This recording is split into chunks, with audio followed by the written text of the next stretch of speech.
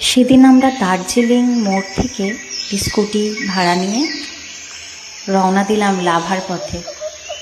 উঠে পড়লাম পাহাড়ে।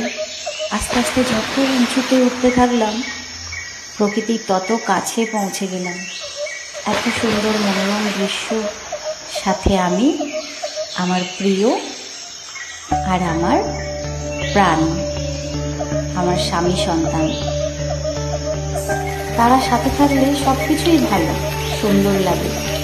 কিন্তু এই দৃশ্য সব সময়তেই বলতে ইচ্ছা করে পাহাড় যাবে।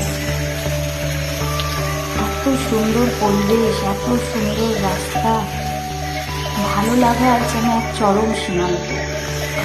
জীবনে যতখানি সময় পাও, ঘুরে এসো, স্মৃতি সংগ্রহ করো।